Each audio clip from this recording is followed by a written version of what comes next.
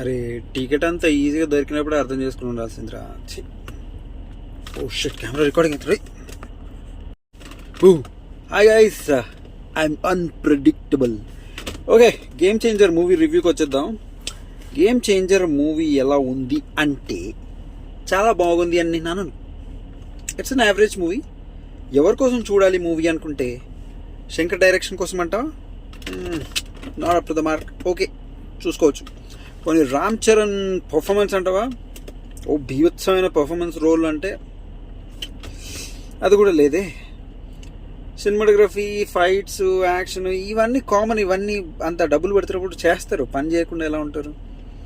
So cinema థియేటర్కి వెళ్ళి చూడాలా వద్దా అంటే, ఇప్పుడు నేను వెళ్ళి 500 రూపాయలు బోకా పెట్టుకున్నాను.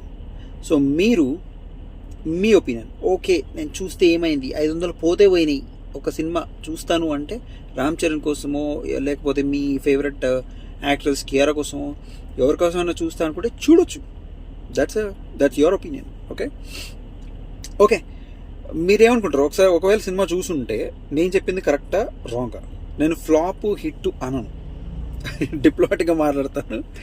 సినిమా ఇస్ గుడ్, ఒకసారి చూడొచ్చు. పొలిటికల్ డ్రామాలు ఇంట్రెస్ట్ ఉన్నవాళ్ళు, కమర్షియల్ సినిమాలు ఇంట్రెస్ట్ ఉన్నవాళ్ళు, అది కూడా పొలిటికల్ ఐఏఎస్ గురించి తెలుసుకోవాలనుకున్న వాళ్ళు, సీఎం గురించి, సీట్ కోసం ఎలా కొట్లాడతారు, ఇవి అన్ని గురించి మీరు తెలుసుకోవాలనుకుంటే ఈ సినిమా చూడొచ్చు.